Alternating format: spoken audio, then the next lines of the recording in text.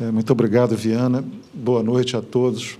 Agradeço muito pela presença aqui, pelo interesse, né, no nosso nascente conselho e em conversar um pouco, né, sobre arquitetura, né, sobre, vamos dizer, as nossas intenções, né, ao criar esse conselho. De fato, eu gostaria de tomar um pouco do tempo dos senhores, fazendo um breve histórico, né, de um lado, do porquê da criação de um conselho de arquitetura e, de outro, vamos dizer, a circunstância histórica brasileira, né, em que isso ocorre, né? E depois comentar um pouco sobre a própria organização do conselho e o que nós esperamos agregar para a arquitetura, né, e urbanismo no Brasil, e numa aliança entre nossos conselhos, né, entre nossas profissões, né, que para mim, é fundamental. E eu agradeço muito ao Viana por essa oportunidade, né, de abrir essa conversa mais pública, né, essa aproximação mais pública entre os nossos conselhos, que eu acredito que teremos unindo as nossas, vamos dizer, nos aproximando, verificando as nossas convergências, nós teremos muito a contribuir, particularmente para a sociedade, para a organização dos assentamentos humanos, né, e para as nossas próprias profissões, para realizarmos melhor a nossa profissão. Então, Viana, eu te agradeço muito por mais essa oportunidade, né. Eu já, além de ter acompanhado o Viana desde a fundação do Conselho das Cidades, né, também agora eu estou tendo a oportunidade de, sob a liderança dele, discutir com os demais conselhos profissionais, né, questões comuns de organização das diversas profissões, da medicina, do direito, da arquitetura, da engenharia e dos corretores de imóveis, né. Com relação à organização da arquitetura, é interessante nós sairmos um pouco do Brasil e observarmos como aconteceu no resto do mundo. É uma profissão, como a dos corretores de imóveis, né, que interfere na segurança da sociedade, na tranquilidade, no conforto da sociedade em geral, e, por isso, precisa ser digamos assim, regulamentada, né? Quer dizer, tratada. O ideal era que conselhos não existissem, que não fosse necessário que todos nós tivéssemos uma ética introjetada já desde a infância, na família, nos estudos, e que nada disso fosse necessário. Mas, infelizmente, a sociedade, em qualquer tempo, requer esse tipo de controle. Eu costumo citar o Código de Hammurabi, né, que é um documento aí de alguns séculos antes de Cristo, que é considerado assim o primeiro código civil assim da humanidade, né, que foi encontrado em escavações na Mesopotâmia, né. Nesse Código de Hammurabi, ele já definia coisas assim do tipo, tinham artigos que citavam assim, por exemplo, se um arquiteto constrói uma casa e a casa cai e o dono da casa morre, o arquiteto deve ser morto. Então, vocês vejam que era um controle bastante rigoroso, né? Se o arquiteto constrói a casa e o filho do dono da casa morre, o filho do arquiteto deverá ser morto. Então, vejam que já desde hoje em dia as coisas já não precisam ser tão violentas assim, né? Mas há necessidade de algum controle na profissão, e particularmente no que se refere à má prática, à prática ilegal e à violação a princípios éticos e disciplinares da profissão, quer dizer, a relação do arquiteto com a sociedade, do arquiteto com outro arquiteto, do arquiteto com o ambiente, né, o respeito. Esses são conceitos gerais, né, para qualquer profissão, mas devem ser tratados com suas especificidades, né? E, hoje em dia, né, que nós já estamos incluindo assim como princípios éticos, né, para a nossa profissão fundamentais, o respeito à acessibilidade universal, não é? Quer dizer, não estou me referindo aqui apenas ao cadeirante, ou ao cego, ou ao surdo. Não, respeita a acessibilidade universal, a criança, o idoso, o obeso, enfim. São seres humanos, não importa se são minoria ou em que proporção eles se colocam. Se houver esse tem que ser respeitado, né? E o segundo conceito ético que nós incorporamos é a questão do respeito ao ambiente, né? Tanto a degradação que a nossa própria atuação profissional leva a um pedaço de terreno onde nós vamos atuar, quer dizer, normalmente nós já chegamos, destruímos para poder construir, né? Então, tanto na minimização desse efeito agressivo, né, da arquitetura sobre a paisagem pré-existente, quanto ao fazer mais com menos, né? Quer dizer, conseguir realizar mais utilizando menos recursos que a natureza nos oferece generosamente, mas que são finitos, que, se não soubermos utilizá-los com inteligência, com aplicação, com a tecnologia mais contemporânea, certamente, em algum momento, vão faltar ou se tornar excessivamente dispendiosos pela carência, né? Então, esse disciplinamento e essa ordenação tem essa destinação prática, né? De um lado, preservar a sociedade e, de outro, requalificar a nossa profissão. No resto do mundo, aconteceu mais ou menos como no início aqui no Brasil. Em 1933, época que eu não vivi, né? Acho que nenhum dos senhores, né? Foi criado... Foi quando começaram a se organizar os conselhos no Brasil e no mundo. Nesse aspecto, o Brasil esteve contemporâneo do resto do mundo e, no governo de Getúlio Vargas, então, foi criado o primeiro Conselho Federal de Engenharia e Arquitetura, e que incorporava também a agrimensura. Então, era um conselho biprofissional que acolhia uma terceira profissão que atuava muito proximamente, né? A arquitetura, né? Mas já na década de 50 e 60, no resto do mundo, quer dizer, naquela época nós tínhamos meia dúzia de escolas de arquitetura e de engenharia no Brasil, né? Tínhamos pouco mais de 100 arquitetos no Brasil, então era razoável, até administrativamente, que se associasse as duas profissões tão próximas e mais a agrimensura. Mas já na década de 50, no resto do mundo, as profissões de arquiteto e engenheiro começaram a se distanciar, cada uma a tratar das suas especificidades, da sua ética, da sua cultura própria, né? E no Brasil também não houve diferença nisso. Em 1959, quando estávamos num período muito pujante assim, para a engenharia, para a arquitetura e para o urbanismo brasileiro, né? Quer dizer, construção de estradas, Belém-Brasília, essas coisas todas, e grandes obras contra as secas, né? Açudes de Oroz e outros mais, e Brasília, né?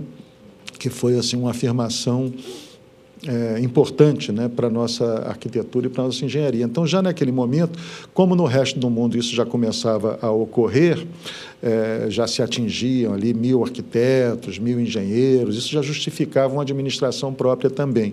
Então, nós levamos, o nosso então presidente do Instituto de Arquitetos levou o presidente Juscelino, com apoio tanto de Oscar Niemeyer, Lúcio Costa, esses arquitetos ilustres, quanto de engenheiros ilustres também, como Plínio Cantanhede e Israel Pinheiro. Então, levou essa solicitação que o presidente encaminhasse uma mensagem ao Congresso, criando o Conselho de Arquitetura, um conselho específico.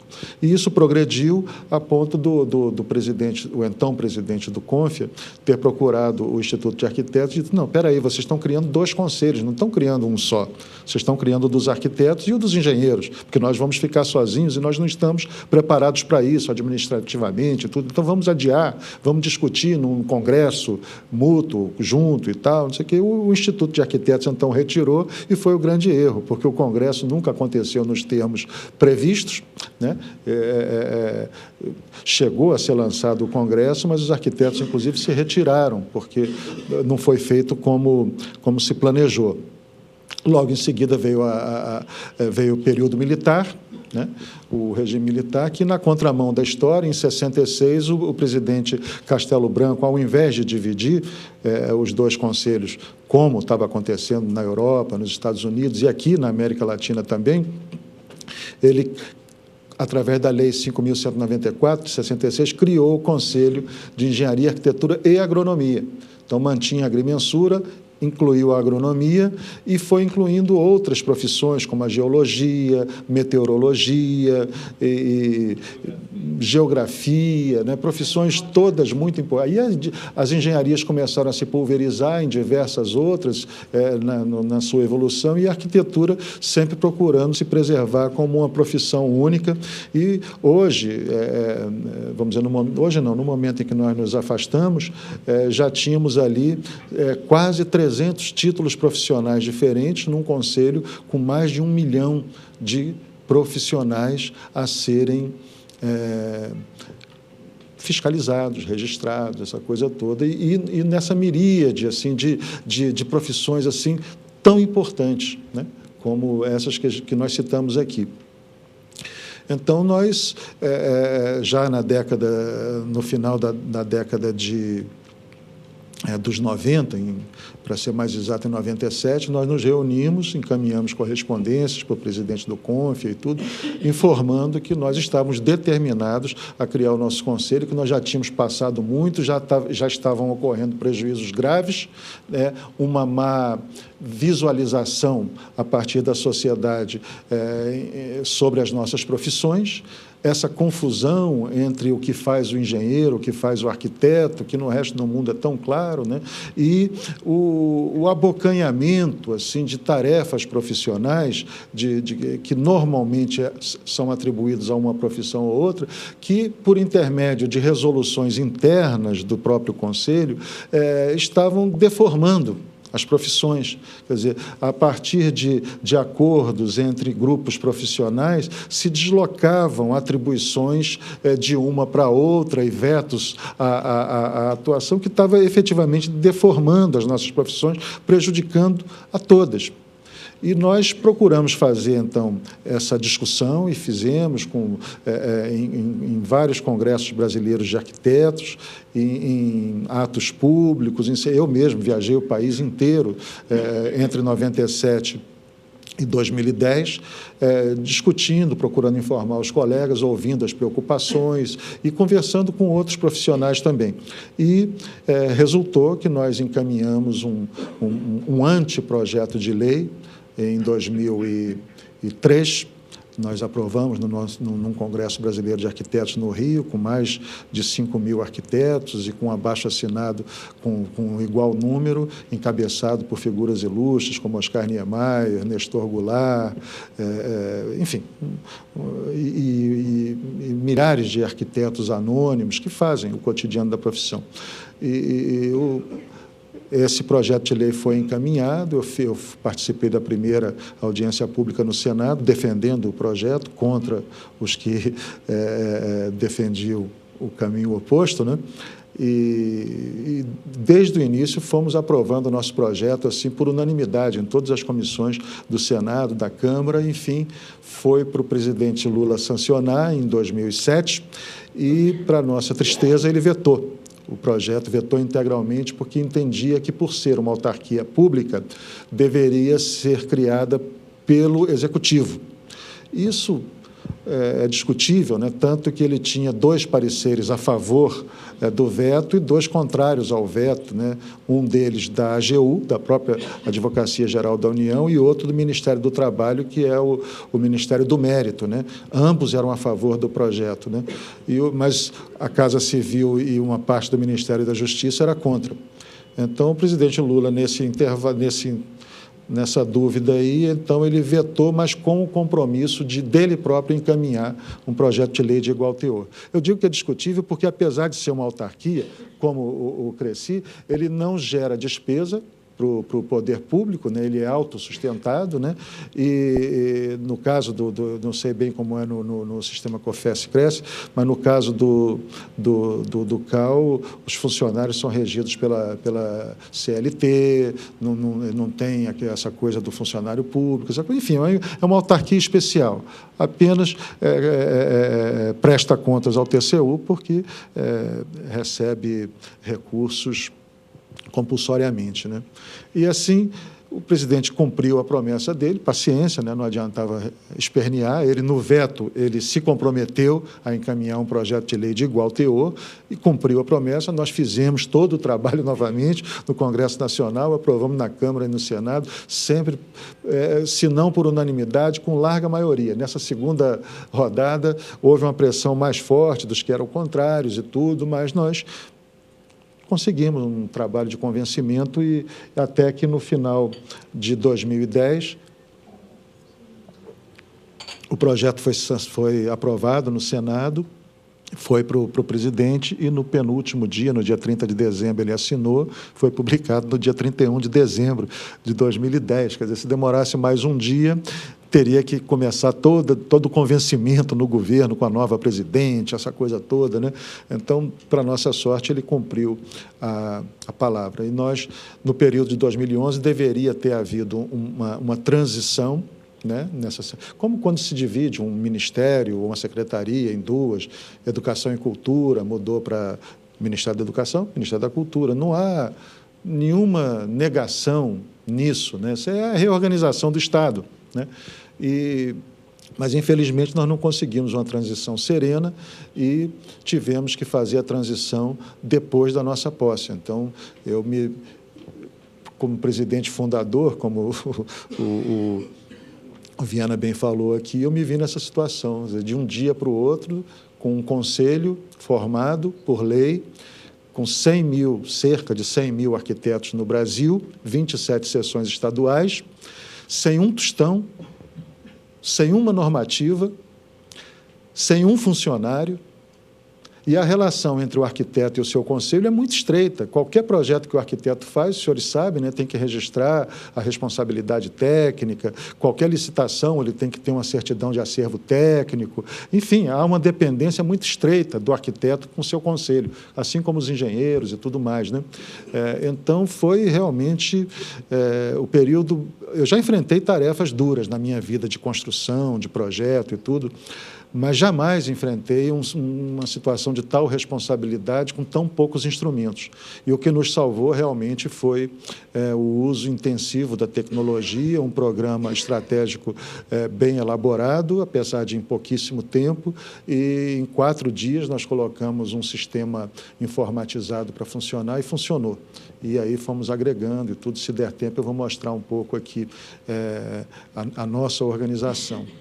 Agora, no Brasil, e aí acho que é um assunto que nos interessa a todos, relembrar o que aconteceu no século XX. Nós iniciamos o século XX com uma população brasileira assim, eminentemente rural. Nós tínhamos, no início do século passado, cerca de 12% da sociedade brasileira em ambiente urbano, 12% a 15%, e 85% a 88% em ambiente rural. Em menos de um século, em pouco mais de 3 gerações, nós invertemos essa situação. Nós chegamos ao final do século passado com cerca de 85% da nossa população em área urbana e 15%, 12% em área rural. A mecanização, essa coisa toda, enfim, foi um processo vertiginoso, né, de urbanização e que naturalmente cobra um preço grave, que é o que nós estamos enfrentando hoje, de falta de planejamento, de falta de cultura, de ocupação estratégica do território nacional, diferente de outros países que tiveram histórias mais difíceis que a nossa, no sentido de disputas e tudo, né?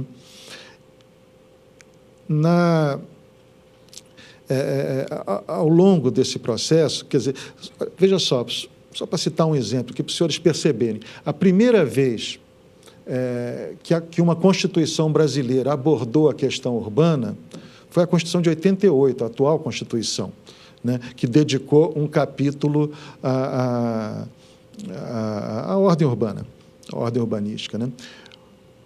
Até então, até 1988, a expressão urbana só aparecia, urbano, né, só aparecia na Constituição quando se citava o imposto predial e territorial urbano. Era o único momento em que aparecia a expressão urbano, era no momento de cobrar, de tirar alguma coisa da sociedade, mas não oferecia, o próprio documento legal não oferecia nada em troco. Então, essa Constituição então, dedicou um capítulo que levou mais de 12 anos para ser disciplinado, né, que foi através da lei chamada Estatuto da Cidade, que nós finalmente conseguimos que fosse sancionado em 2001. Foi uma luta também muito grande, assim, de diversos setores da sociedade, particularmente o Instituto de Arquitetos. Eu, na época, era presidente do Instituto. E conseguimos... Então, o Estatuto da Cidade trouxe uma série de instrumentos assim, que possibilitam iniciar a reordenação da cidade. E é importante que nós conheçamos esses instrumentos e verifiquemos que eles são positivos. Na época, eu discuti muito, inclusive com amigos corretores, no Brasil inteiro. Eu viajei também o Brasil inteiro, naquela época, defendendo a aprovação do Estatuto, que ficou muito tempo engavetado, foi difícil, né? Começou no Senado, com o senador Pompeu de Souza, foi para a Câmara, na Câmara ficou 11 anos lá, enfim, quase que sem discussão. Havia um receio muito grande sobre desapropriações e tudo. Engraçado, né, que o Estatuto da Terra é de 65, né? 65, Estatuto da Terra, né? Normalmente nós temos o proprietário rural como uma caricatura do sujeito mais reacionário, mais conservador, mas veja, em 65 já existia o Estatuto da Terra com todos esses conceitos, né, de desapropriação e tudo no meio rural, impostos específicos e tudo. E só em 2001 viemos a ter um estatuto assim, que tratou da ordem urbana, né? Mesmo assim, ainda para a nossa profissão, particularmente, do construtor, da morada humana, né, havia uma preocupação grande porque uma enorme faixa da sociedade brasileira não dispõe de recurso para contratar um arquiteto, um engenheiro, uma pessoa que lhe oriente tecnicamente para melhor utilizar seus recursos.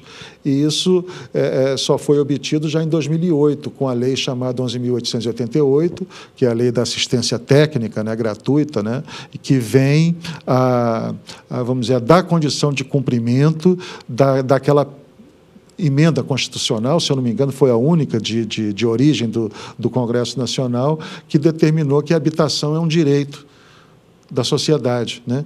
Então, eu me recordo, foi o senador Mauro Miranda, de Goiás, ele me procurou dizendo que no dia que ele conseguiu emplacar essa proposta de emenda constitucional, um jornalista chegou para ele e falou assim, tudo bem, agora a habitação é um direito de todos. Como é que eu faço agora? Em que porta que eu bato para pedir a minha habitação? Né? E ele ficou meio assim, quer dizer, entre a intenção e o gesto havia uma distância enorme, né?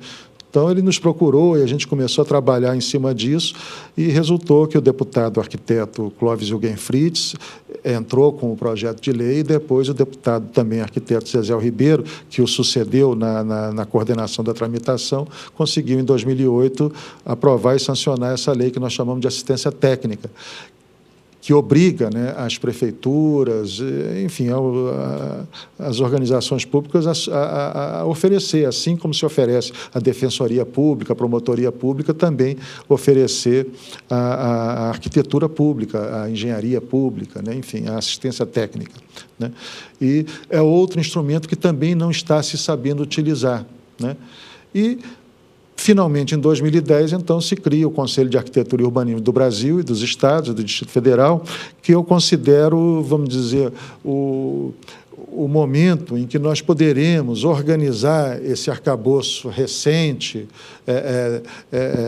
de 88 para cá, esse arcabouço legal recente, tentar organizá-lo e, vamos dizer, primeiro orientar as esferas do poder público a utilizar corretamente esses princípios legais, né? Não só o poder público, principalmente o poder público, mas também a sociedade, né?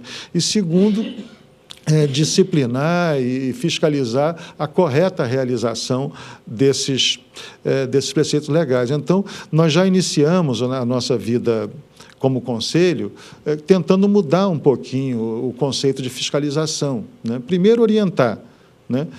Segundo, disciplinar, e terceiro, fiscalizar, mas fiscalizar a qualidade da arquitetura e urbanismo, não o arquiteto.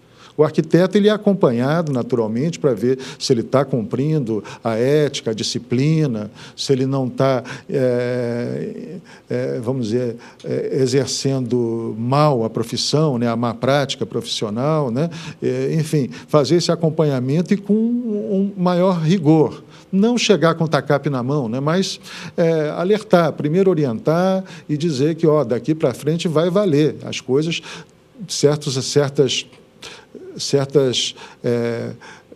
vamos dizer, certas coisas indevidas, vamos dizer assim, que os arquitetos têm feito nos últimos tempos, precisarão ser alterados para que a nossa profissão seja mais respeitada e para que a qualidade da nossa profissão seja sentida pela sociedade e pelos que têm interesse na nossa profissão. Então, eu vejo com muita esperança e muita expectativa esse momento que nós estamos vivendo e que vem num momento em que o Brasil também está tendo que investir muito na reorganização das cidades, né? Eu acho que é um momento muito positivo. Eu estava conversando aqui com o senhor Wilson, né, sobre isso agora há pouco. Ele me falava, né, justamente desse desafio, né, desses milhões de habitações que nós temos. Quer dizer, é um desafio, sim, mas é uma oportunidade formidável que nós temos, né? Quer dizer, esses recursos têm que ser investidos, precisam ser investidos e precisam ser bem investidos. E só serão bem investidos se houver uma pressão muito forte da sociedade organizada, onde nós nos inserimos. A arquitetura e urbanismo organizada, os corretores de imóveis organizados. Quer dizer, se nós encontrarmos os nossos pontos de união e pressionarmos no sentido de que esses recursos sejam, de fato, melhor utilizados, certamente nós teremos mais êxito, né, no nosso empreendimento. E eu acredito muito nisso, eu acredito muito mesmo nisso e estamos nos movendo. Eu vou pedir licença aqui. Gostaria de comentar um pouquinho sobre a organização do nosso conselho, até para que os senhores conheçam, e as senhoras, né, e vejam de que maneira nós estamos vencendo nossas primeiras dificuldades, né, como o que eu citei aqui antes, né, de um conselho que já nasce adulto, né. No resto do... Olha, o último, eu fui conselheiro da União Internacional de Arquitetos, representando as Américas, né? São 4 por região continental, 4 arquitetos por região continental, e reúne mais de 100 países, a União Internacional de Arquitetos. Eu fui conselheiro da UIA, e nesse período nós elegemos o primeiro presidente latino-americano da UIA. É uma instituição importante, é assessor oficial da Unesco para questões de ambiente urbano enfim, meio ambiente. É uma organização bastante importante. Nós elegemos o Jaime Lerner como primeiro presidente. E eu acompanhei, por exemplo, a divisão dos arquitetos e engenheiros em Israel. Lá eles fizeram isso quando atingiram o número de 2.000 arquitetos, 1.800 arquitetos. Então, nós fomos fazer isso com 100.000. Né? Então, imagine que maluquice, né? Eu vou procurar andar rápido, não quero tomar muito tempo, mas apenas informar, quer dizer, dar ciência. Bom, a nossa estrutura. Nós temos o CAU Brasil e os CAU estaduais, né, nas 27 unidades da federação. Nós optamos por fazer um sistema nacional, efetivamente. Não é diferente do antigo conselho nosso, onde o sujeito era registrado no estado, se ia trabalhar no outro, tinha que fazer um visto lá. Nós não. Quer dizer, a estrutura é nacional, o arquiteto pode atuar em qualquer parte do mundo, ou qualquer parte do país, e isso se adequa a essa situação internacional, onde qualquer arquiteto do mundo está começando esse trânsito de profissionais pelo mundo, os senhores devem estar acompanhando aí, particularmente na nossa área, enfim. Então, nós nos dividimos apenas num Conselho Brasil e num Conselho do Estadual apenas pelas funções. Quer dizer, no plenário do CAU Brasil, nós temos um representante de cada estado, né, e mais um representante das instituições de ensino, de arquitetura. É a instância normativa e recursal. Lá tudo começa e tudo termina. Quer dizer, ela é normativa, sim. São 27 conselheiros federais e tem 27 suplentes também? 27 suplentes. Suplente de conselheiros, né? E mais um das instituições de ensino, então são 28 no total, né? Temos, vamos dizer, mais a participação de um representante convidado, ele não vota, das entidades profissionais, que participa também, e um ouvidor geral, que também participa com direito à voz, sem direito a voto. Esse ouvidor geral ele tem 100% de independência, ele entra aonde quiser no conselho, qualquer reunião, qualquer documento, ele tem acesso, é um representante dos arquitetos independente dentro do conselho, né? E cada estadual vai ter um ouvidor específico, ainda não está, as ouvidorias estaduais ainda não estão implantadas, a ouvidoria nacional geral já está. Então, eu digo que é onde tudo começa e tudo termina, porque lá nós criamos as normas e lá é a última instância de recurso para processos éticos, enfim, essa coisa toda, né? E os estados são as instâncias executivas, né? Eles fazem os registros, essa coisa toda, e fazem a fiscalização das atividades e tudo, e exercem a autoridade, né? Do Conselho, né? Bom, aqui é uma informação geral, quer dizer, nós estamos desde o início, e foi o que nos salvou naquela circunstância dramática do dia 15 de dezembro, quando nós assumimos o Conselho, nós estamos usando e fazendo um investimento muito pesado em sistemas de informação e comunicação, que nós chamamos de SICAL, né? Então, todo o trabalho, esse contato estreito que o arquiteto tem que ter com o seu conselho é feito a partir do próprio escritório, pelo computador.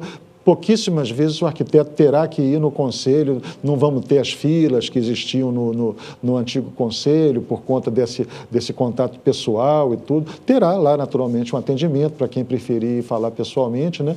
Mas o usual vai ser a partir do seu próprio escritório. E foi isso que nos salvou, porque nós não tínhamos condição de, da noite para o dia, ter um conselho em cada estado. Então, com o auxílio do Banco do Brasil, nós criamos, a partir do único CNPJ que nós tínhamos, que era do CAU Brasil, nós criamos 28 contas, uma do próprio CAU Brasil e 27 dos CAU estaduais, simulamos a existência fiscal dos 27 estaduais para poder receber os recursos, né, de registros, de responsabilidade técnica, certidões, essa coisa toda, e pusemos no ar os serviços básicos mínimos que o arquiteto mais precisa, que cobria 80% da necessidade geral do arquiteto, que era o registro de responsabilidade técnica, para ele poder aprovar um projeto da prefeitura, essa coisa toda, a certidão de acervo técnico, para ele poder participar de uma licitação, e o registro provisório, ou definitivo, para que um arquiteto recém-saído da escola pudesse editar.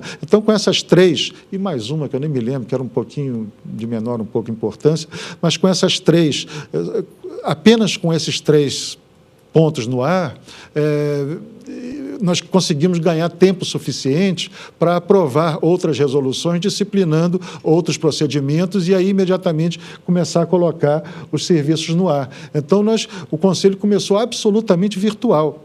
Éramos meia dúzia de pessoas, mais os conselheiros, né?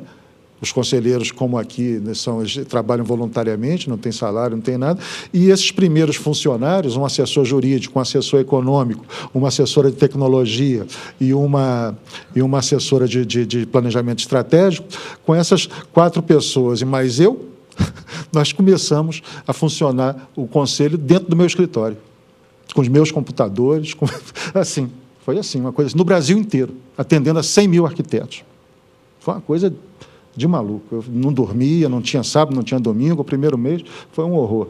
Mas, aos poucos, aí foram entrando recursos e tudo, e aí a coisa foi funcionando. E começamos também a trabalhar nessa parte de um sistema de inteligência geográfica, um georreferenciamento dos arquitetos, de obras, etc., que já começamos os convênios de cooperação técnica, né, com as prefeituras, e estamos analisando sistemas de fiscalização mais contemporâneos, né, como eu vou falar um pouco mais adiante, esses veículos aéreos não tripulados e sistemas de radiofrequência, essa coisa toda. Estamos informatizando também todo o passivo documental de 70 anos, que ainda existe em papel no nosso antigo conselho. Então, já estamos trabalhando para organizar digitalmente esse passivo documental e toda a parte de orçamento, contabilidade, assim, transparência total. Assim, qualquer conselheiro pode verificar em tempo real o que está gastando um conselho estadual ou conselho federal e tudo. Enfim, tudo que a tecnologia pode oferecer, nós estamos investindo naturalmente com assessoria profissional adequada. Hoje nós já temos em Brasília, no CAU Brasil, uma equipe bastante robusta de funcionários, quer dizer, todos trabalhando a pleno, evitando desperdício, né? Mas uma equipe de cerca de 70 pessoas trabalhando agora com a remuneração correta, essa coisa toda, e estamos nos estados também já implantando, em alguns estados um pouco mais avançados, outros um pouco menos e tudo, né?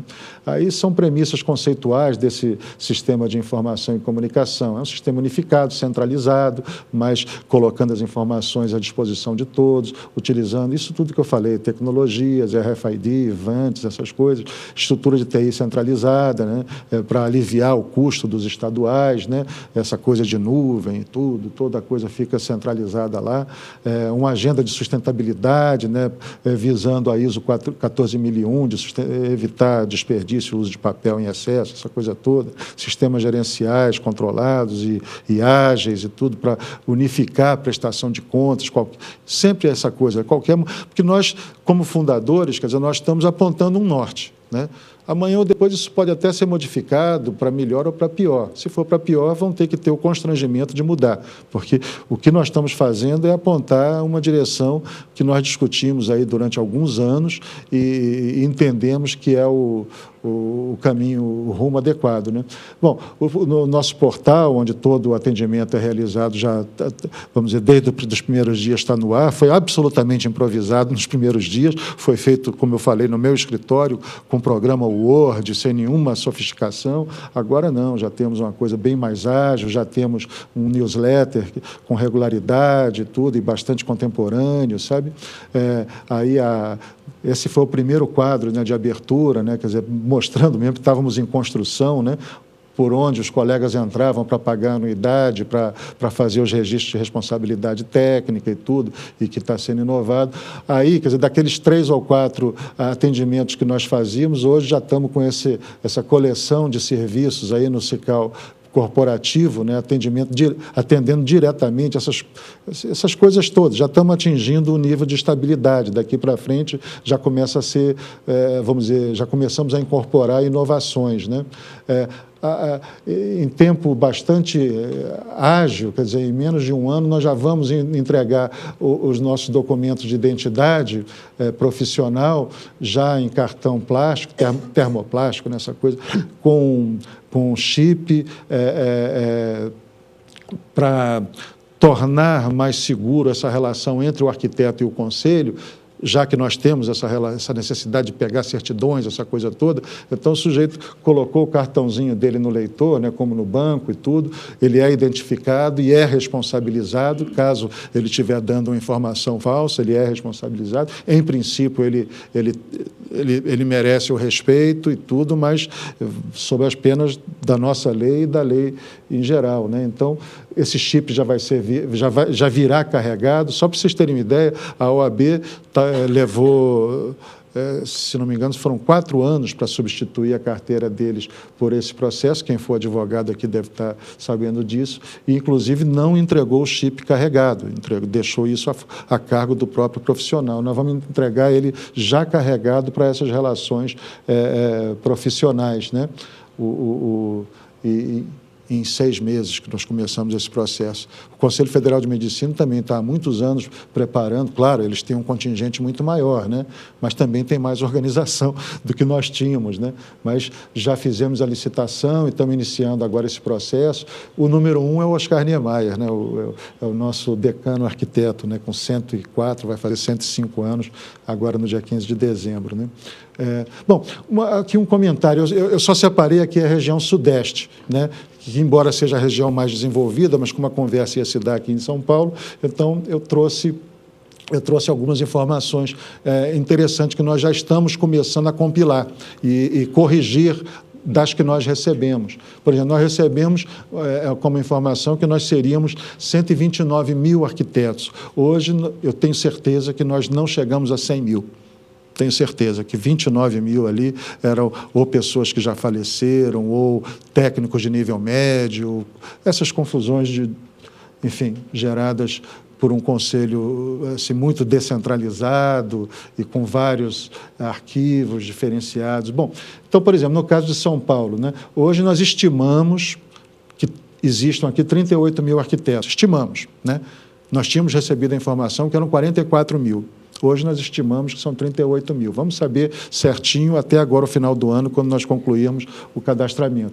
Temos aqui 645 municípios, sendo que temos 213 municípios sem arquitetos, sem um único arquiteto morando, residente no município. Não sei, vamos procurar, através dessa consulta que nós estamos fazendo, com questionário, vamos saber como é que está funcionando, como é que a prefeitura está analisando projetos, como é que está aprovando, como é que está fiscalizando, se não tem nenhum arquiteto residente, será que vem de outro lugar? Como é que funciona? Para a gente ter informações suficientes para exercermos, vamos dizer, a nossa função de coordenar a distribuição, inclusive, dos arquitetos pelo território, para evitar que o governo haja sobre a nossa profissão como está agindo sobre a medicina, não é, Viana? Essa coisa de trazer médicos de fora, porque determinados locais do país não tem médico, e nenhum médico brasileiro quer ir para lá, então nós temos que nos antecipar a isso, né?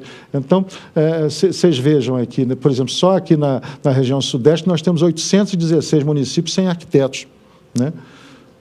No Brasil, vejam só, toda cidade com mais de 20 mil habitantes tem que ter, todo município com mais de 20 mil habitantes tem que ter plano diretor, que tem que ser feito por arquiteto, tem que ser coordenado por arquiteto, tem que ser fiscalizada a sua execução por arquiteto. Toda cidade com mais de 20 mil habitantes. Pois bem, nós temos 416 cidades brasileiras com mais de 20 mil habitantes que não tem um único arquiteto lá residente.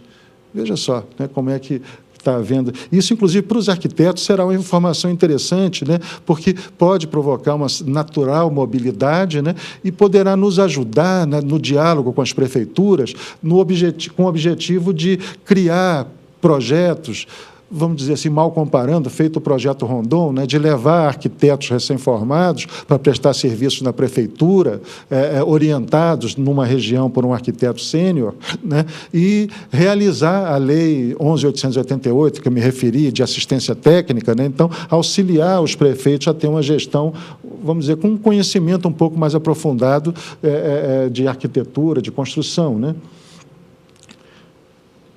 Por exemplo, aqui em São Paulo, todos esses branquinhos que os senhores estão vendo aí são municípios que não têm arquiteto, não tem um único arquiteto. E há diversos outros que só tem um arquiteto, Claro, essas coisas, um escritório de arquitetura, ele não atende só o município, ele atende uma região e tudo bem. Mas vejam uma forte concentração aqui na região metropolitana, né, de São Paulo, como era de se esperar e como acontece no resto do país.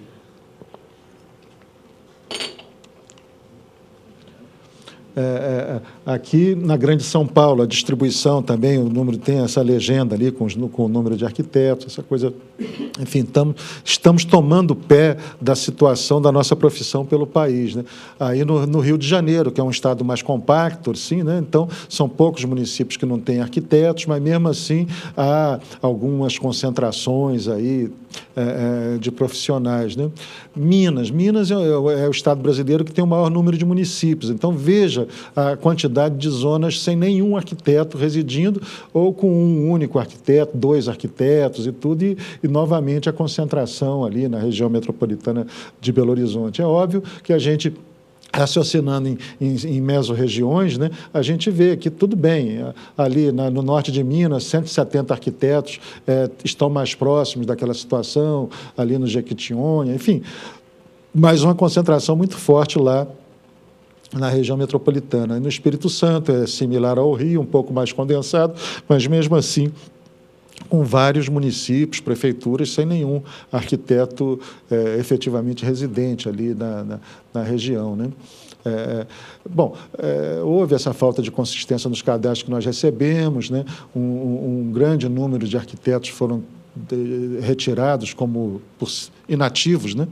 Não existem profissionalmente mais. Nós queremos cair para o número real que nós precisamos gerenciar, né? O exemplo de São Paulo aqui, né?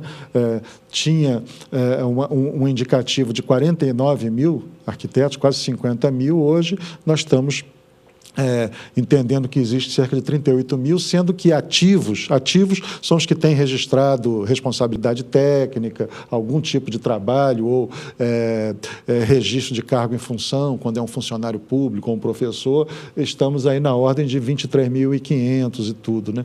E aí estamos trabalhando esses indicadores e tudo para ver, por exemplo, o Rio de Janeiro, se for dividir o número de profissionais, de registros de responsabilidade técnica por profissionais, dá um índice pouco mais de 1 para 1. São Paulo já dá mais de 4 para 1. Nos territórios já dá 7 para 1. São pouquíssimos arquitetos, então a fiscalização talvez seja mais eficiente, ou pode ser que no Rio dá um índice tão baixo porque tem muitos funcionários públicos lá ainda, ou será que a fiscalização historicamente não funcionava, ninguém registra o trabalho do arquiteto está desprovido de controle, de coordenação, né? Sabe-se lá, né?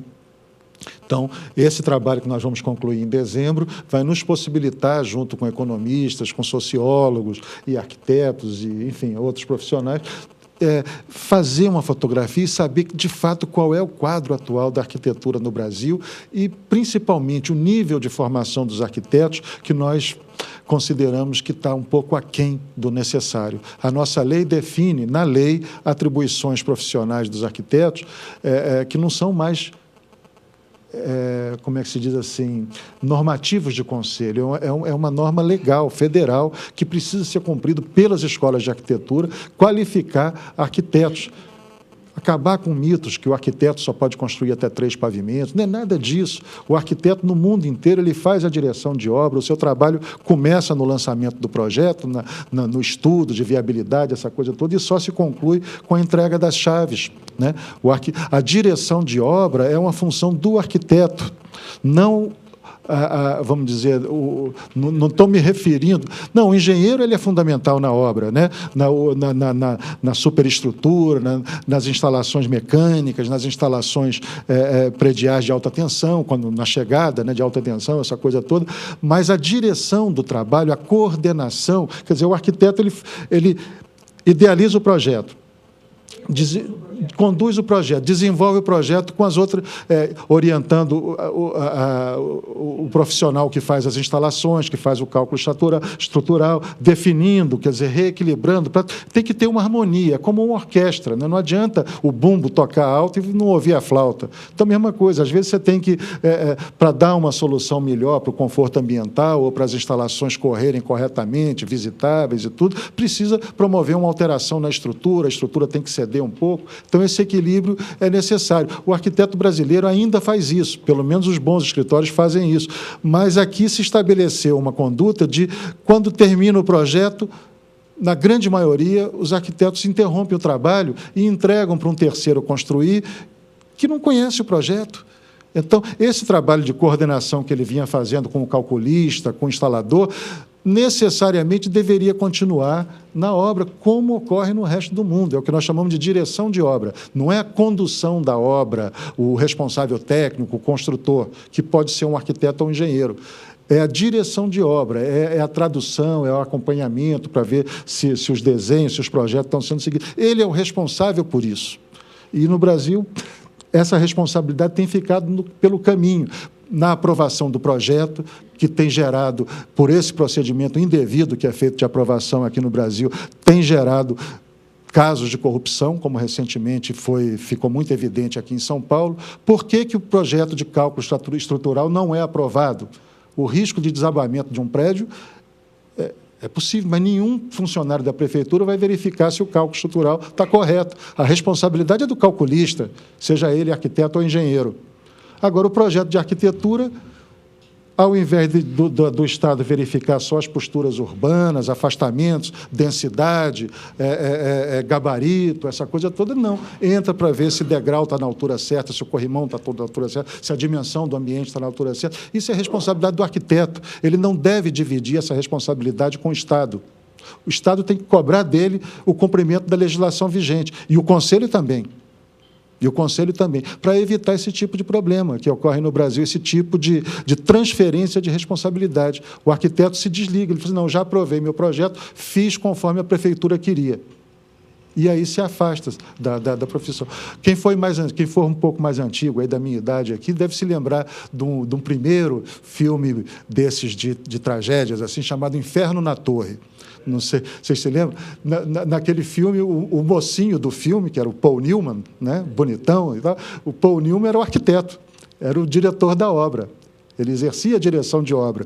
E o bandido, que era o engenheiro mecânico lá, genro do dono da construtora, do engenheiro da dona da construtora, ele alterava as especificações para ganhar um dinheirinho ali a mais e provocava aquele incêndio, tá? Aquela coisa toda lá. A função que o Paul Newman exercia na obra era justamente essa, de direção de obra. É uma coisa usual, normal, até no cinema, né? Então, vamos dizer, eu avancei um pouco aqui em assuntos que a gente precisa discutir com um pouco mais de profundidade, né? Já estamos fazendo termos de cooperação técnica com prefeituras e tudo para ajustar um pouco mais essas responsabilidades, inclusive na época do habite-se lá e tudo, né? Ter, especialmente nas obras públicas, né? Verificar se foram realizadas de acordo com o projeto, né? Esse negócio todo, sem burocratizar, né? Essa coisa dos VANTs, né, que são esses pequenos veículos aéreos não tripulados, eles estão sendo regulamentados agora pelo Ministério da Aeronáutica. Acreditamos que em 2013 já estará regulamentado e é um equipamento que nós pretendemos utilizar para reduzir custos e ter mais agilidade na fiscalização da profissão. Ele sobrevoa, por exemplo, esse caminhozinho que vocês estão vendo aqui, por exemplo, 1, 2, 3, 4, 5, 6, 7, isso aqui serve tanto para fiscalização terrestre quanto para fiscalização aérea.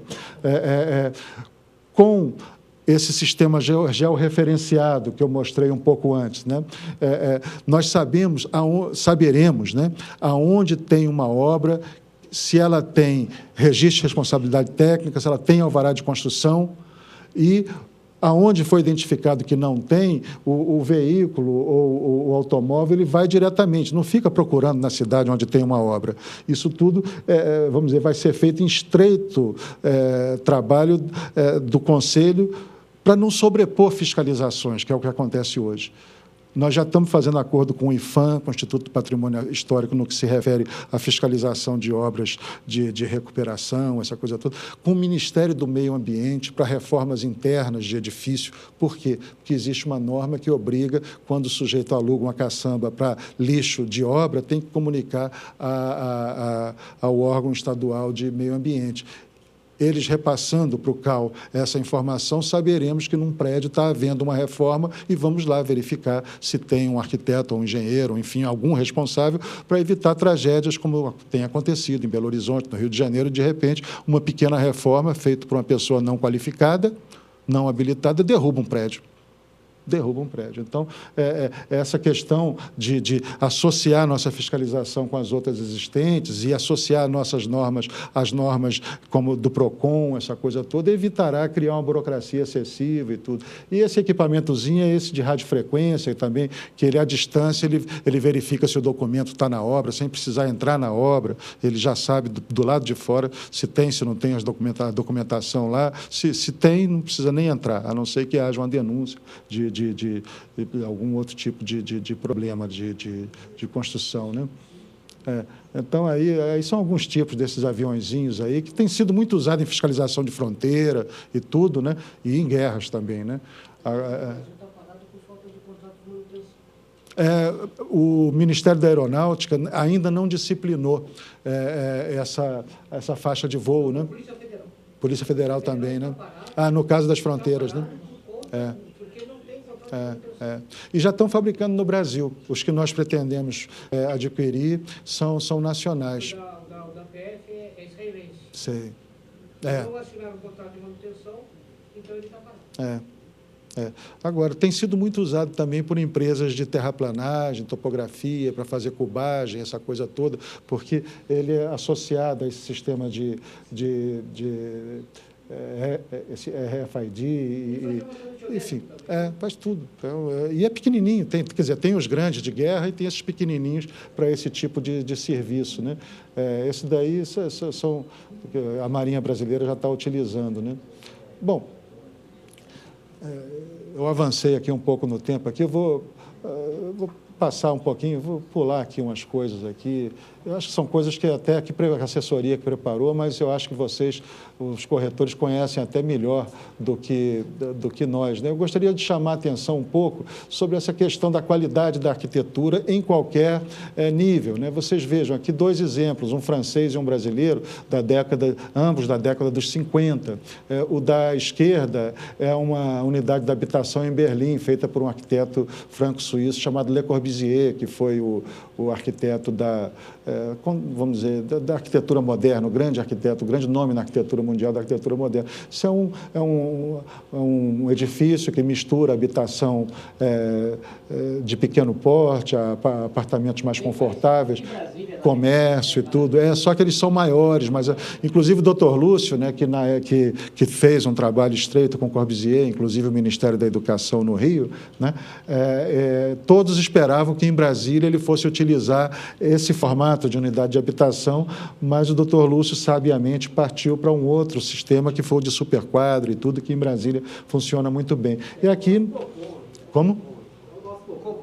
Aqui é o nosso Copan, exatamente, que também mistura, feito pelo Oscar Niemeyer, né, que mistura habitações de pequena e grandes dimensões e tudo, e não se fala muito nele, né, mas é um empreendimento de sucesso. Hoje em dia, se você põe para vender um imóvel lá, os senhores devem saber muito melhor que eu, imediatamente tem fila, né? Então, vemos aqui dois exemplos, né, de qualidade arquitetônica que transcende o tempo, né, e possibilita essa mixagem de comércio, habitação de setores variados, assim, setores sociais variados, né?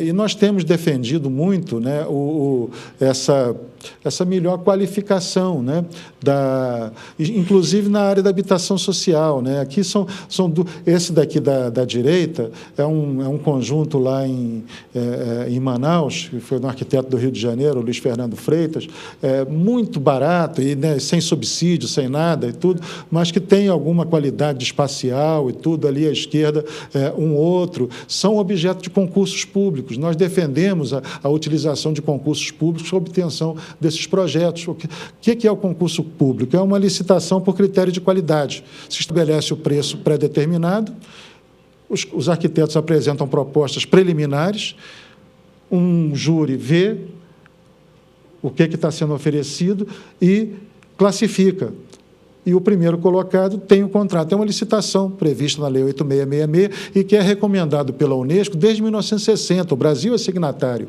né? Infelizmente, não vem cumprindo isso, porque na Lei 8666, quando dizia que para os projetos de obras públicas devia ser utilizado o concurso público, inseriram uma palavra, preferencialmente. Aí deixou de ser utilizado ao longo do tempo. Então, nós estamos lutando para demonstrar que o concurso público ele é melhor para qualquer nível de gasto, de obras de grande impacto na cidade, e obras públicas, principalmente, né?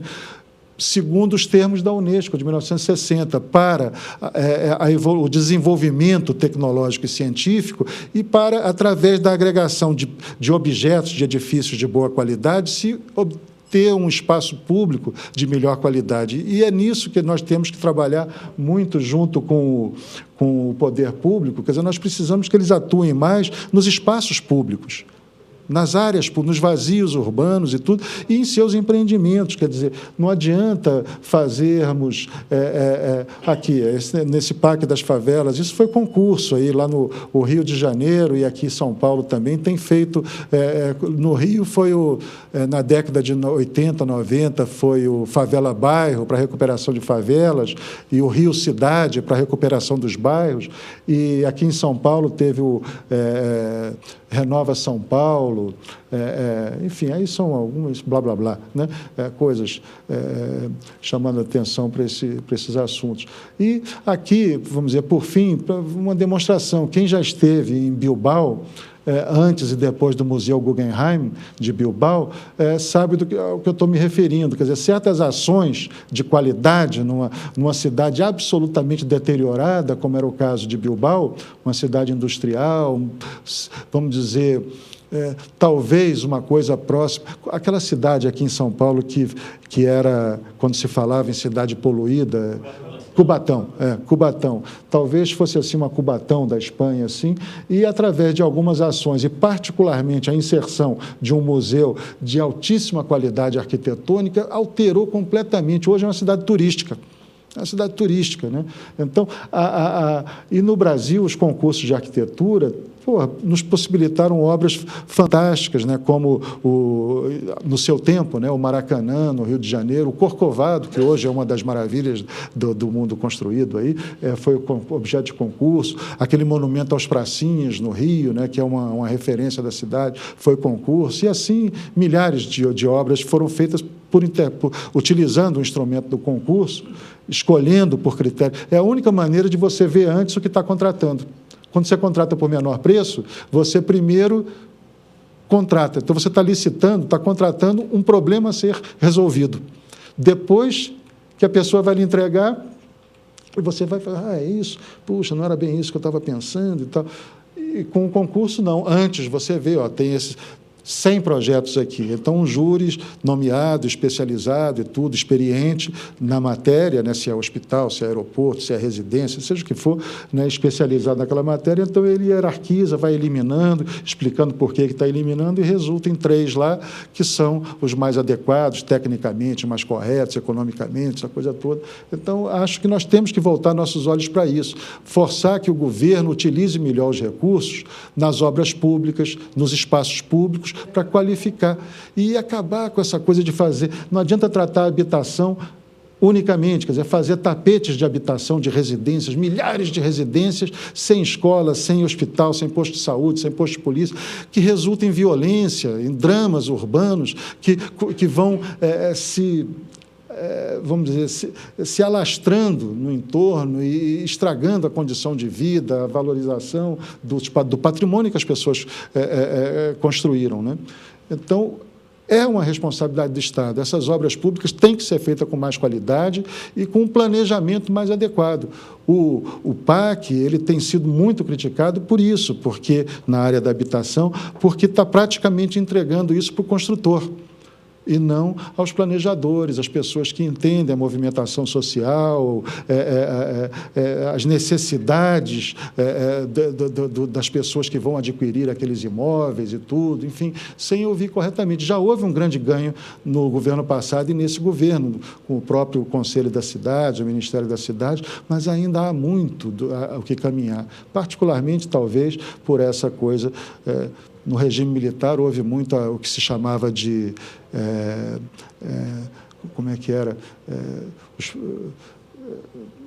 Me fugiu agora a expressão, aquela coisa de colocar tecnocracia, né? De colocar só técnicos, sem sensibilidade social, sem sensibilidade política, né? Hoje nós estamos do outro lado da moeda, né? Colocamos só políticos, sem nenhum conhecimento técnico do assunto que estão tratando. Então, eu estimo, espero e acho que nós temos a obrigação de forçar essa movimentação para um ponto mais equilibrado, né? Onde nós tenhamos técnicos com conhecimento técnico, com sensibilidade política, social, para que esses recursos que são arrancados de nós com tal eficiência, né, sejam utilizados com igual eficiência.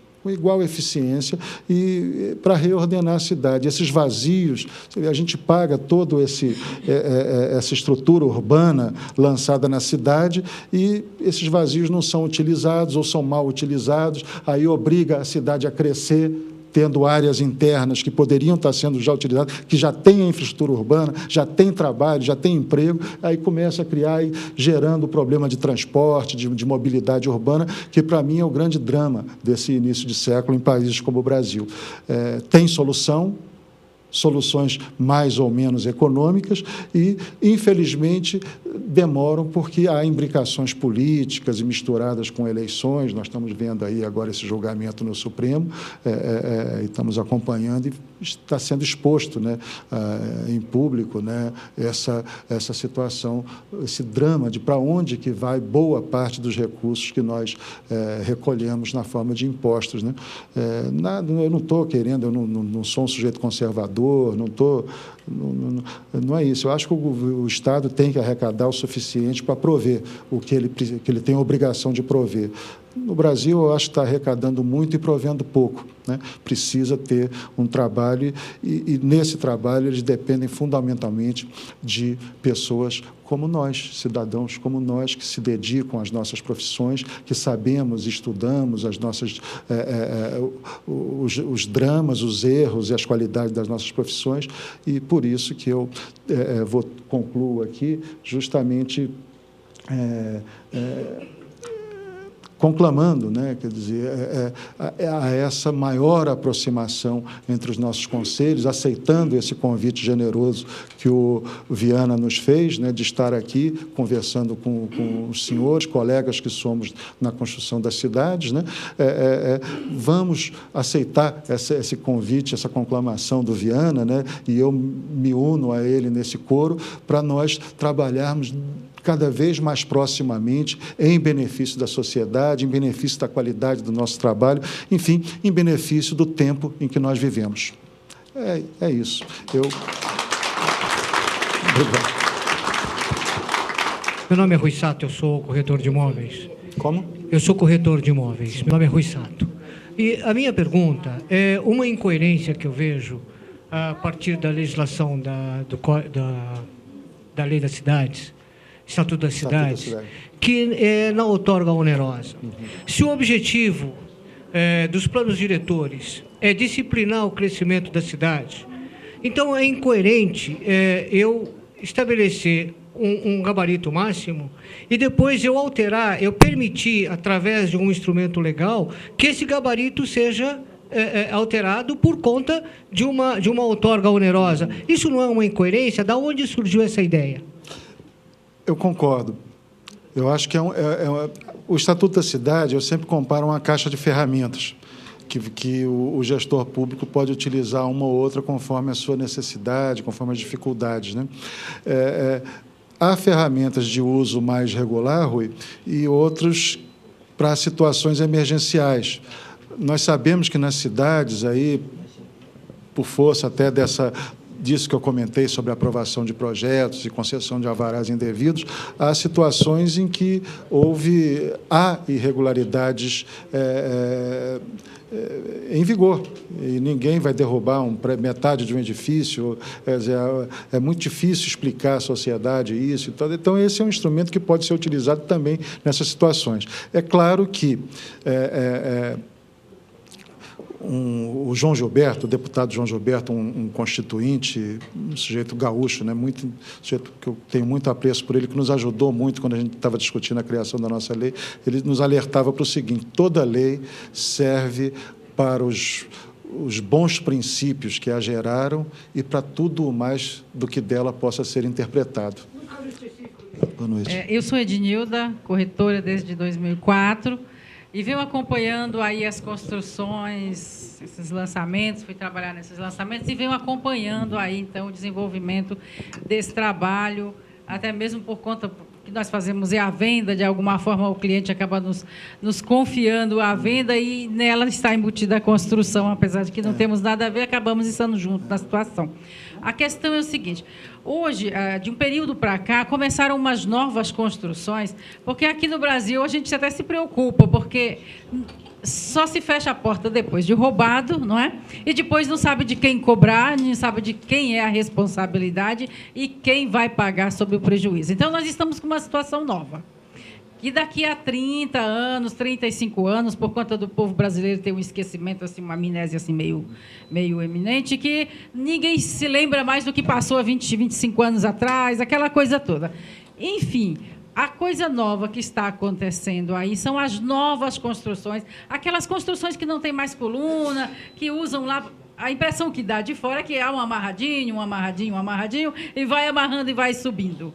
Segundo eles, não pode ser tirado nenhuma parede, nada pode ser retirado dessa construção.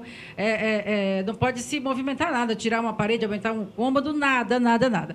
Se isso é entregue, tudo pronto, bonitinho, depois de tudo pronto, ninguém vê como é que foi feita a construção. Alguém vai comprar esse apartamento daqui mais uns 20 anos, 25 anos, 30 anos, sei lá, alguém vai comprar esse apartamento. Será que até lá alguém vai se lembrar dessa coisa toda lá da construção? Com a criação do Conselho, o Conselho vai se preocupar quem vai fazer essa parte de fiscalização e quem vai ser o responsável por essas quedas de tantos prédios que vão acontecer, que com certeza vão daqui a 30 anos, vai cair muito prédio mesmo. Quem vai se responsabilizar e quem vai pagar por essa quantidade de vidas? Já está definido? Veja só, é a nossa preocupação também, né? Tanto que, por isso, eu dei um certo destaque na questão da fiscalização sobre reformas, arquitetura de interior, essa coisa assim, através desse convênio que nós estamos amarrando com o Ministério do Meio Ambiente, para tirar proveito da informação que eles já conseguem ter do lixo de obra, né? Por intermédio de aluguel de contêineres e tudo, para a gente saber onde tem uma reforma e poder chegar lá e verificar se tem um responsável, uma pessoa que entenda de construção, que saiba o que está fazendo, para evitar que, ao derrubar uma parede ou a mexer, derrube o prédio junto, ou ao alterar um sistema de instalações, toque fogo no prédio, essas coisas que a gente sabe. Agora, infelizmente, no Brasil, nós não temos essa cultura, que nós vamos precisar construir, né? E isso, eu acho que a gente tem que perseguir, como em tantas outras coisas, com muita paciência e, principalmente, obstinação, né? Porque não há essa cultura.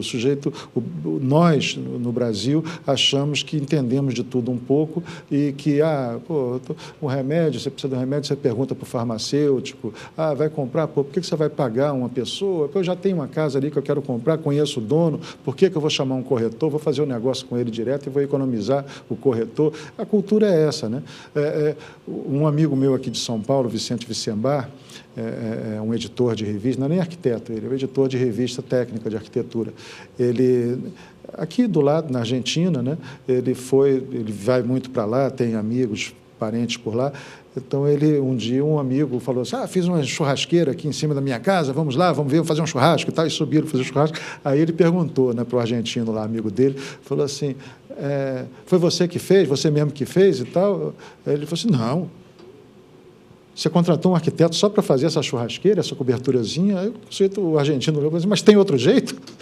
Entende? Quer dizer, para eles é uma coisa absolutamente natural. Os jornais têm cadernos de arquitetura mesmo, que falam em detalhes técnicos e tudo. Há uma cultura, como há com a música, com o teatro, com o cinema, com outras manifestações culturais, né, que a arquitetura também é, além de ser uma manifestação de cunho tecnológico, né?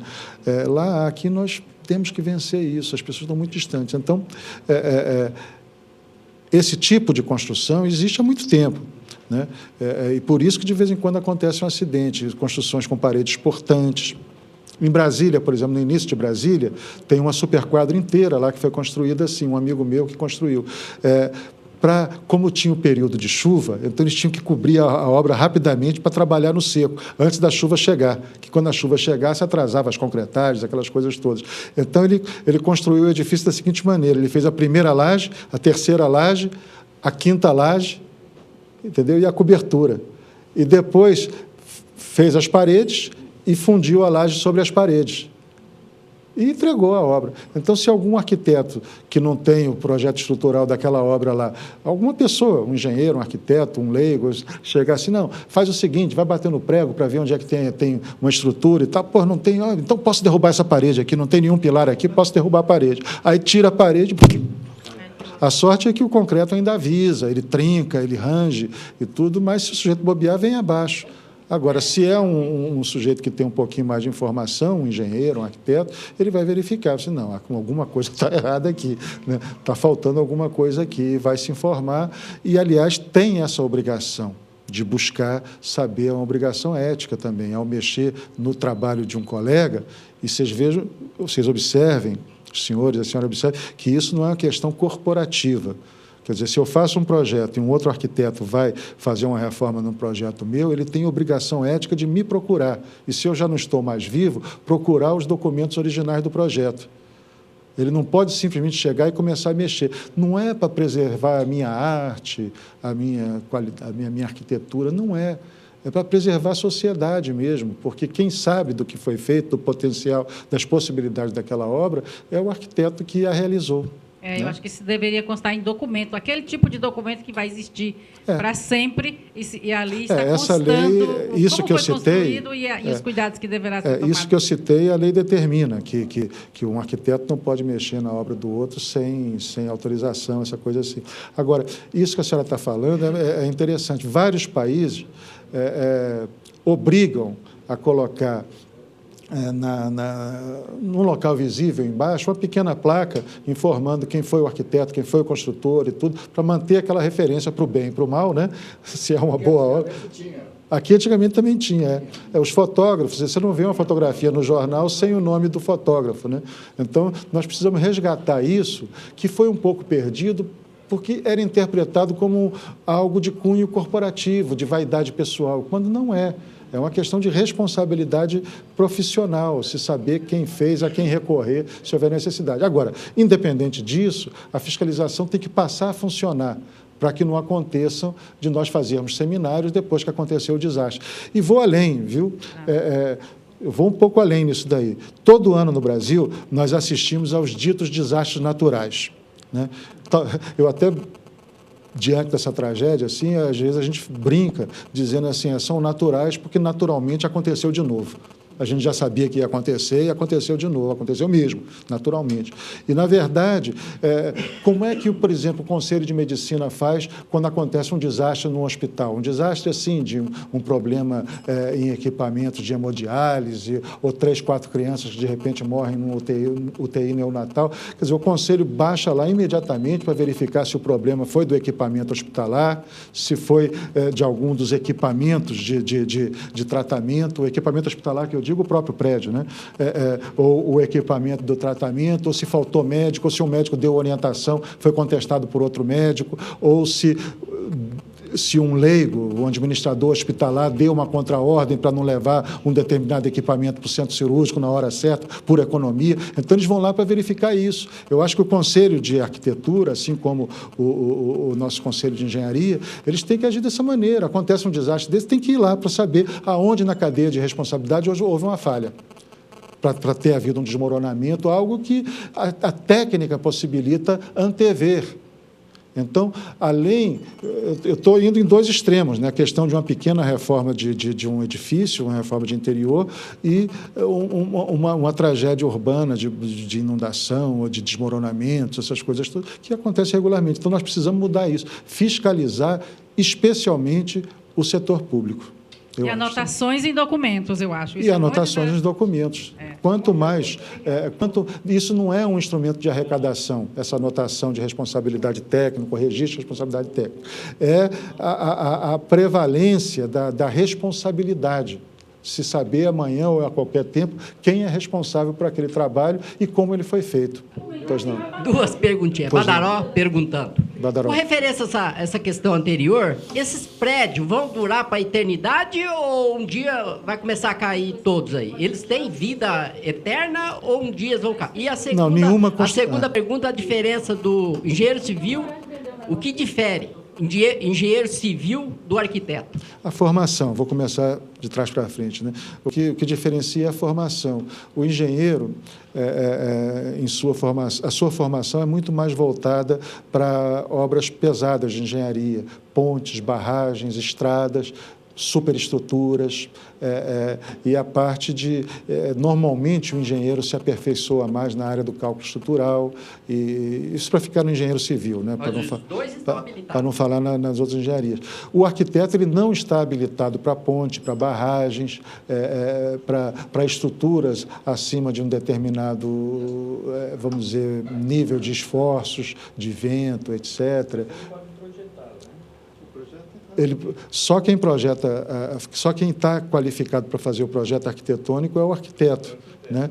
E ele também está habilitado para fazer instalações de baixa tensão, instalações elétricas de baixa tensão, hidráulicas, telefônicas, etc., essa coisa toda. E construir também. Para a construção, o arquiteto está habilitado também sem limite, assim como o engenheiro.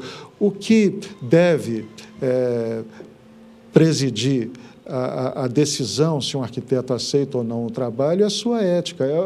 O médico, quando ele se forma um médico pleno e se especializa numa determinada especialização da profissão. O que impede um médico que é especializado em cirurgia plástica, por exemplo, fazer uma cirurgia cardíaca é apenas o seu código de ética. Apenas o seu código de ética. Porque poder fazer, ele faz. Ele conhece a anatomia, conhece essa coisa toda. Se ele quiser se atrever a fazer, ou numa emergência, ou uma coisa assim, ele pode tentar fazer. Agora, se ele errar e foi comprovado que foi por falta de formação, ele assumiu um risco para o qual ele não estava qualificado, ele pode ter o diploma cassado. A mesma coisa, você vê que a única norma que nós não estamos fazendo a jato é o nosso código de ética, para promover toda uma discussão com os arquitetos, e vamos aprovar esse código de ética no Congresso Brasileiro de Arquitetos de 2014. Vamos usar esses 2 anos para discutir, para colocar isso na cabeça dos arquitetos, de modo que, quando nós baixarmos o Código de Ética e Disciplina, nós possamos efetivamente cobrá-lo, sabe? E dessa maneira, um arquiteto recém-formado que se atreve a fazer um projeto hospitalar, por exemplo, que é um projeto complexo e tudo, sem estar qualificado, e gera um tipo de anomalia qualquer que dificulta a correta utilização do coisa, ele tem que ser responsabilizado. Tem que ser responsabilizado. Ah, mas eu aprovei o meu projeto. Não interessa, a responsabilidade é do autor do projeto, né? A primeira era sobre... A durabilidade, esses prédios vão... Não, nenhuma obra de arquitetura ou de engenharia é perpétua, nenhuma. Se não houver uma manutenção adequada, ela se acaba. Por exemplo, em Santa Catarina, o caso da ponte Hercílio Luz, né? Vão gastar agora, como não fizeram uma manutenção adequada, que é outro problema cultural nosso, né? Quer dizer, fazemos a obra e não damos a manutenção regular, preditiva, né? Quer dizer, que se antecipa aos problemas, né? quando muito fazem a manutenção assim de reação, né? Quer dizer, queimou uma lâmpada, vai lá e troca, começa corretiva, começa a enferrujar, vai lá e pinta um pedacinho ali, tudo. A ponte Hercílio Luz de Santa Catarina, que é uma ponte de menos de 1 quilômetro, vão gastar agora para recuperá-la mais do que foi gasto para construir aquela ponte de Brasília, a terceira ponte, que tem 1,2 km, e que na época se falou muito, que se gastou, custou 160 milhões. Vão gastar uns 200 milhões, cerca de 200 milhões, para recuperar a ponte Hercílio Luz. Talvez fosse até mais barato de demolir e fazer de novo. Só não faz por causa da questão cultural, né? Então, vale um investimento ali, mas vejam o prejuízo, né? A ponte Rio-Niterói, ela já passou por problema. Hoje ela tem uma manutenção preditiva, feita, inclusive, pelo escritório autor do projeto. Então, né? daqui uns 600 anos vão começar a cair esses prédios aí por falta de manutenção. Se não houver manutenção, pode haver... Normalmente não despenca, não desaba, porque ele avisa, o concreto avisa antes, né? Ele não entra em colapso assim de uma hora para outra, a não ser que haja um rompimento muito grave, né? Quer dizer, se tira um pilar, por exemplo, que desequilibra completamente a obra, ela dá um estalo e vem abaixo, né? Ou com a utilização de material indevido, como aconteceu no Rio, aquelas obras do Sérgio Naia, que usou areia de praia, né, para fazer o concreto, essa coisa toda, né? Aí também pode acontecer dele entrar em colapso de modo vertiginoso, assim, sabe? Obrigado. Com relação ao desmoronamento dos prédios, eu tenho um prédio aqui na Constelação que me parece que tem 52 anos. E, como eu administro lá uns 2 apartamentos, eu verifiquei que um dos apartamentos estava vendendo, que é aqueles apartamentos que tem aqueles caixotes, e eu verifiquei que tinha cupinho que estava vindo desse lugar. Então, eu chamei a atenção não, avisei o síndico, o subsíndico, e eles foram verificar, quer dizer, o início, da onde estava saindo esse cupim. Tanto é que eles fizeram agora uma vistoria, tá, com um perito, acho que é perito, né, na área de cupim, para verificar se tem que fazer o trabalho de descupinização. Tá? E verificaram que em alguns lugares tinha aquele, quer dizer, cupinha de monte, entendeu? Quantidade muito grande, porque nos caixotes tem acho que eles colocam lá o material, que acho que é aproveito da obra e vai entulhando, e aquilo acaba criando cupim. Tá? Então, um dos casos que eu acho que pode acontecer no futuro é o problema do cupim, se tratando do cupim de cimento. Isso acontece até em aço, até o aço o cupim agride também, sabe? Então, tem que haver um tratamento. Depois desse último desabamento no Rio, lá, começou a se falar sobre criar uma lei para obrigar o síndico do prédio, a cada 5 anos, fazer uma vistoria e tal. É aquela coisa, isso é conveniente. O ideal é que não precisasse de uma lei para tratar disso, né? Que fosse... que chegasse culturalmente, porque acaba criando uma lei dessa, não tem quem fiscalize, quer dizer, o gestor público fica com a consciência limpa, você, pronto, já criamos a lei, agora vamos embora, vamos tomar um chopp.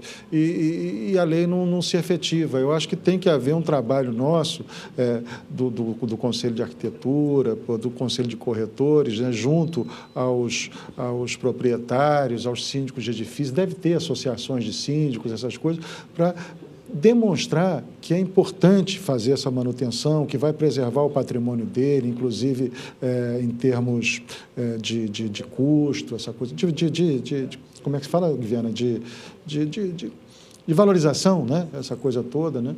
Melhor do que ter que investir na correção, ou pior, ter que lamentar depois um acidente mais grave, né? Bom, nesse caso, eu avisei meu cliente, tá? E ele tomou conhecimento. Nós estamos negociando a possibilidade de negociar esse apartamento, desde que ele tenha uma declaração do síndico, tá? da Assembleia, de que esse tratamento de cupim vai ser tratado. Tem que ser feito. Porque tem aquele problema que você tem um inquilino e, às vezes, ele não quer abrir o apartamento para ser vistoriado. Então, é uma nisso daí política. A gente tem que atuar junto com a saúde pública, né? Isso é um problema de saúde pública e eles têm poder para entrar e obrigar a fazer. Obrigado. Boa noite. O que ocorre é o seguinte: recentemente as edificações ela tem os seus responsáveis, que são seus administradores, ela possui também os seus gerentes, que seriam os seus gestores, né? E com isso vai se dividindo a responsabilidade das edificações, porque toda edificação, ao término, ela é considerada um ser vivo hoje. A arquitetura ela entra com o planejamento de materiais, e depois, só que todo material ele tem uma durabilidade de 1 ano, 10 anos, né? E com isso faz que novas profissões que estão surgindo hoje, principalmente administrador, que até um tempo atrás era feito simplesmente por um zelador, que desconhecia a funcionalidade do edificação. Então, as edificações mais, vamos dizer assim, onde se tem maiores investimentos, né, maiores investidores, ela hoje exige a função de um administrador predial, que é conhecedor tanto da parte jurídica quanto da parte legal. Os administradores de condomínio, que antes simplesmente pegava-se o prédio e emitia-se boletos, hoje ele já exige a responsabilidade de um engenheiro como responsável. E cada vez mais a nossa legislação ela tem apertado nesse sentido. Apertado quem trabalha, quem está ingressando no mercado, e exige o quê? A qualificação profissional. Como também, tanto em todos os segmentos, o que acontece? Eu estava se discutindo essa semana que, após a universidade, é necessário a especialização profissional, para que o profissional atue num determinado segmento. Isso em vários países já ocorre normalmente, que é a pós-graduação. No Brasil ainda se pensa simplesmente na formação universitária. E aí a pessoa não se especializa. Hoje é necessário se transformar num especialista. E o mercado cada vez vai fazer com que os conselhos fiscalizem melhor a prática desse profissional, se ele vai estar apto a atuar nesse segmento ou ser eliminado no mercado, né? Acho que seria isso, uma questão... É verdade, mas isso vem acontecendo cada vez mais, né? A necessidade da especialização pós-graduação, né? E algumas vezes, assim, meio como, vamos dizer, mais uma atividade comercial do que de formação continuada, do que didática mesmo, né? Mas isso também, naturalmente, as coisas vão sendo peneiradas e adequadas. E eu não conheço formação de administrador, assim, de edificações e tudo, mas, por exemplo, no caso de hospitais, que eu trabalho muito com projeto de arquitetura hospitalar, né? Que é considerado um projeto complexo, a gente tem que lidar com muitos profissionais de muitas áreas, né? E de 20, 25 anos para cá, a figura do administrador hospitalar se tornou absolutamente necessária no contexto quem sabe realmente fazer a gestão do hospital ao longo do tempo e tudo, né? Porque há essa tendência a achar que o acabamento do edifício é uma coisa apenas cosmética. Claro que ela tem que ter um acabamento agradável, a visão, a fruição, né? na paisagem, esse negócio, mas é como a pele, né? que tem essa delicadeza toda, mas é o que serve para segurar os nossos líquidos, né? a nossa estrutura mais parruda e tudo, né? E ela, da mesma maneira que a nossa pele vai se substituindo por ela própria, até o momento em que nós vamos decaindo, né? Eu, por exemplo, acabei de fazer 60 anos, então estou ladeira abaixo, né? Então, agora, mas você vê que é necessário. Né? Então, num edifício, quer dizer, a pintura não é uma coisa para ficar bonita, é para preservar a argamassa, que por sua vez está preservando uma estrutura de concreto ou de aço que não foi construída para ficar aparente, nem sujeito à agressão da poluição ou da maresia ou do que for. Então, aquela tinta ela tem essa especificidade, né? Ela está ali trabalhando também na manutenção do prédio, na preservação da estrutura, na preservação das instalações e tudo. Não é um dado cosmético. Né? Exato. E ela está na durabilidade, né? Exato, da edificação. Se exatamente. Porque hoje tem edificações, por exemplo, vamos supor, para 50 anos, para 100 anos, mas se não houver manutenção, ela não vai... Não chega lá. Então, por isso que tem se dividido as responsabilidades, né? É fundamental. É uma da forma de se cobrar, né? É fundamental. E são áreas, né, profissionais que se criam, né, justamente por causa desse esse agigantamento das cidades e tudo, né? Quer dizer, eu acho que são necessidades, né, que vão criando isso. Eu acredito que, naturalmente, isso vai se situar e a gente deve enfatizar essa necessidade, né? Perfeito. Não é? Lá, só complementando, quando eu iniciei assim, essa carreira de dirigente, representante de profissão, eu fui presidente do Instituto de Arquitetos do Brasil, da seção do Distrito Federal. Antes de eu ser presidente nacional, eu fui presidente do Distrito Federal. Então, nós fazíamos um curso, todo último sábado de cada mês, era mais ou menos planejar, construir e reformar, uma conversa direta com os arquitetos, que era eminentemente voltado para síndicos de prédios, sabe? E nós juntávamos, assim, 50, 60, uma vez por mês, sabe, gratuitamente, entregávamos uma apostila, orientando a necessidade de fazer a manutenção do prédio, como ele deve fazer, quanto custa, o que ele vai economizar com essa despesa, enfim, e tinha muito sucesso, sabe? Enfim, é a nossa movimentação voluntária que acaba levando a isso, né? Exato. Eu trabalhei durante alguns anos, né, para a Cúria Metropolitana, né? E o Vaticano, ele possui já uma especificação para cada edificação que ele preserva, né? Isso a nível mundial. Então, ele pega uma edificação, ele faz um planejamento de reforma já para 10 anos. A cada 10 anos, você recebe um planejamento de como vai ser mantida aquela edificação. Em Salvador, eu participei de um trabalho lá, que era da Fábrica de Equipamentos Comunitários. Nós fazíamos escolas, creches, passarelas, aquelas passarelas de Salvador, que esteve lá, deve conhecer uma coleção que agora estão passando o metrô por cima, uma esculhambação.